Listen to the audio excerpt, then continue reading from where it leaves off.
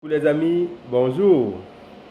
J'espère cette nouvelle année et ces derniers temps, j'espère que vous avez vous porté bien et que cette vidéo vous trouve en bonne santé.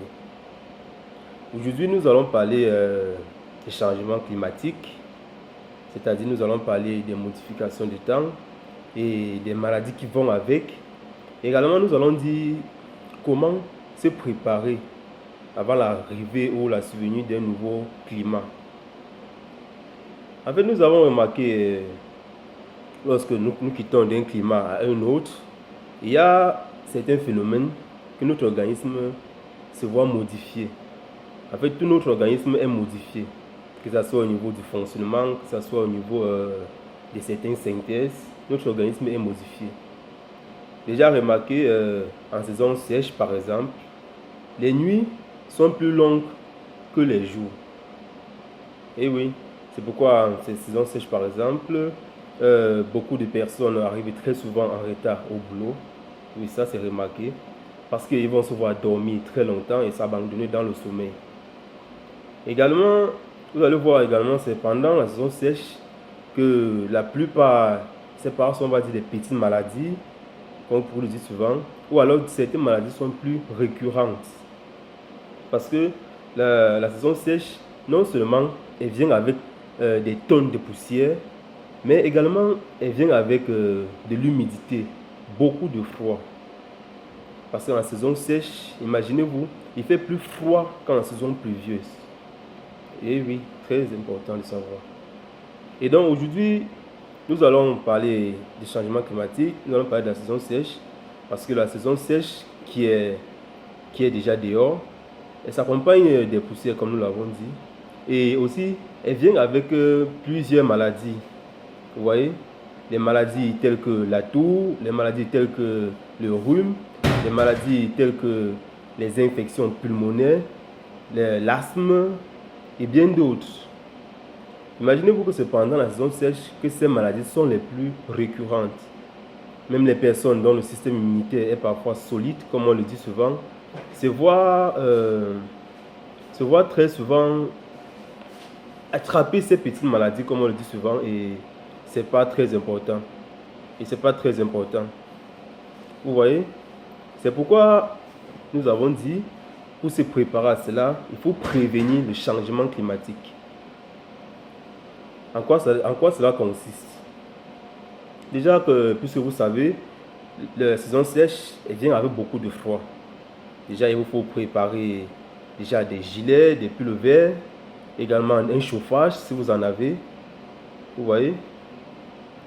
Si lorsque peut-être vous sentez beaucoup froid, vous vous réchauffez, vous allez, surtout en soirée, par exemple en soirée que le froid est intense, puisqu'en journée, la chaleur est insupportable également.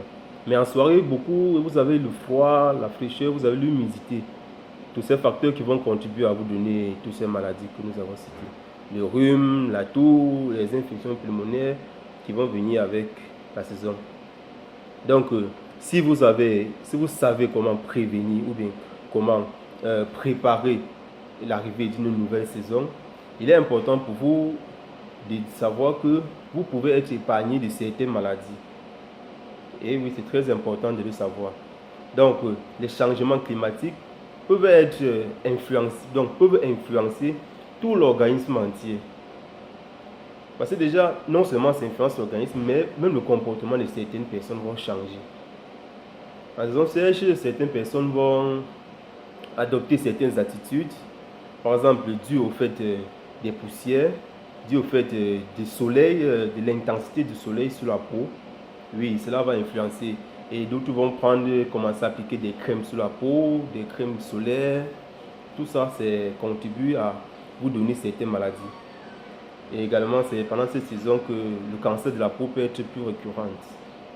Certains vont se mettre beaucoup de crèmes sur la peau, les crèmes solaires. Or, ce qui n'est pas très important. Mais lorsque vous prévenez, vous préparez la venue d'un nouveau climat, vous pouvez être épargné de cette maladie. Eh bien, j'espère que le climat qui est là, si vous ressentez des symptômes de rhume, de la toux, ou encore si vous avez du mal à respirer, n'hésitez pas, vous pouvez consulter votre médecin, vous pouvez pratiquer certaines règles d'hygiène. Par exemple, avoir l'habitude de marcher avec votre cache-nez lorsque vous êtes sur une voie. Parce que certaines routes sont bondées de poussière. Et ce sont ces poussières qui contiennent plusieurs germes qui seront responsables de nos infections. On peut dire ça comme ça.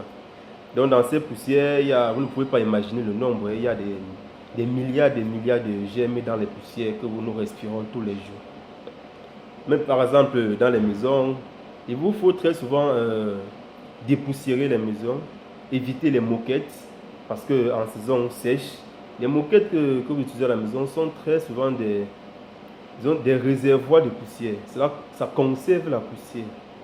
Or, moi je préfère que vous adoptez plus de passer une serpillière sur le sol plutôt que d'utiliser une moquette en saison sèche. Là, vous êtes plus préservé. Parce que lorsque vous avez une moquette et que vous avez une clim qui est activée, vous êtes sûr que la clim doit vous renvoyer la poussière à chaque fois que vous allez respirer. Et alors, bienvenue les infections pulmonaires, bienvenue l'asthme et bienvenue la toux. Donc c'est pourquoi nous recommandons de passer la serpillière humide. Évitez le balayage à sec qui va vous faire monter les poussières et que vous allez respirer.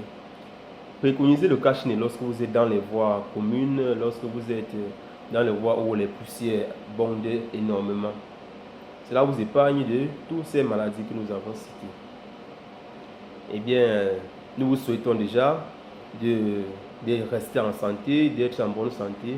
Et pour ces personnes qui sont déjà atteintes, vous pouvez consulter votre médecin et dans le cas probable, vous pouvez prendre les médicaments que le médecin a déjà prescrit. Parce que c'est très important de suivre un traitement. En arrêtant le traitement en cours de route, l'infection se poursuit. Ce n'est pas en arrêtant le traitement que l'infection s'arrête. Non, en arrêtant le traitement, l'infection se poursuit. Donc de grâce, si vous consultez un médecin et que de là, on vous prescrit un médicament, respectez le traitement. Prenez-le soigneusement. Très important pour vous. Et également, en saison sèche, j'allais oublier, les fruits que vous achetez sur le marché, veuillez à les laver vous-même, que ce soit les fruits, que ce soit les légumes, que ce soit tout autre aliment consommable directement que vous achetez sur le marché. Veuillez à ce que ces aliments soient bien protégés avant de les acheter. Parce qu'il y a certains commerçants qui vont exposer les aliments sur la voie commune sans les couvrir. Alors cela est très compliqué et très risqué. Avec les poussières qui vont se déposer, les voitures qui vont se lever les poussières, et ça va se déposer sur les aliments. Si vous les consommez sans les laver, alors vous êtes exposé à faire toutes ces maladies. Donc vous achetez un fruit, vous pouvez arriver à la maison le laver, ou alors vous demandez de l'eau au commerçant et vous le lavez soigneusement avant de le consommer. Et bien les amis, merci d'avoir suivi cette vidéo et partagez la vidéo si vous avez aimé pour édifier plus de personnes. Agir ensemble et protéger chacun, telle est notre devise.